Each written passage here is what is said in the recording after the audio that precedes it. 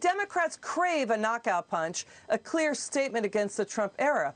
But is that it? Is this the path to victory to get independent and moderate voters on the fence in Michigan, Pennsylvania, and Wisconsin? Let's welcome back to the show Trump 2020 Senior Advisor Mercedes Schlapp.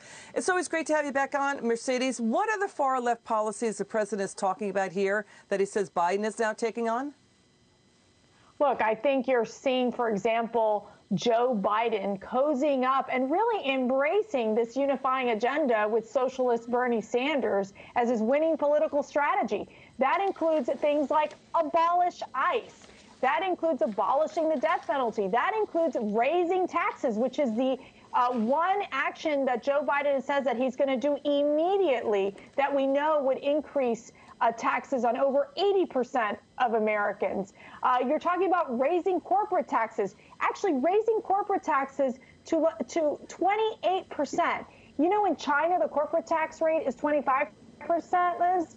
So you go down this list of these far left actions that Biden is deciding that this is going to be his platform, his agenda.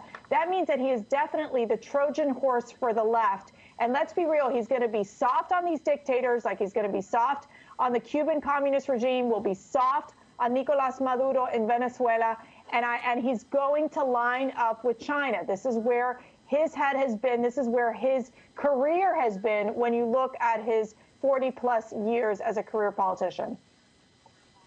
You know, the president, his supporters say he's been pushing hard to get things done in the face of 3 years of the push to get rid of him, to impeach him, to sue him, to indict him. It's attacking him over his COVID response and the recession that was basically a growth suppression, also his reaction to protests. But the other thing that's going on, critics say Biden has been doing scripted, teleprompted messages, pre-taped, canned interviews, and that the Biden team is doing exactly what the Obama team did in 2012, studiously keep Joe Biden hidden and off the campaign trail. What's your reaction to that? Well, you know, I think when you're looking at Joe Biden and the fact that he has made this decision to move to the far left, it's very troubling. And I think when you're even looking at issues like school choice, something where Joe Biden has said, we are not going to support charter schools. We're going to line up with teachers' unions. I think for the president to be vocal and really share this message with the American people, whether it be at the Rose Garden, whether it be in Mount Rushmore, is a priority. It is critical to get the word out because why? Because Joe Biden refuses to answer the tough questions. Joe Biden gives these very mini little speeches without having to take the tough questions from reporters. And I think that many in the media have given Joe Biden a pass. And yet they spend most of their time, many of these liberal media outlets, just criticizing and attacking the president for any move that he makes. While when you look at the president's policies, they're common sense policies that mainstream Americans can agree with, which is that of ensuring that we have a prosperous economy and that we put American workers and American families first.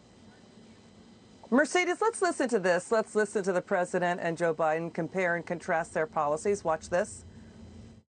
Mr. President, please listen to your public health experts instead of denigrating them. He opposed my very strict travel ban. Xenophobic, he called me. But if we had listened to Joe Biden, hundreds of thousands of additional lives would have been lost. I see American manufacturing, American workers racing to dominate the global market. America lost nearly 10,000 factories while Joe Biden was vice president. 1 in 5 miles of our highways are still in, quote, poor condition, according to the American engineers. Why didn't he fix them? He was there for 8 years with President Obama. Why didn't they fix them? No more consequential challenge that we must meet in the next decade than the onrushing climate crisis. In other words, he wants to impose the Green New Deal. There's never been a time like this where you've had an election of people so different.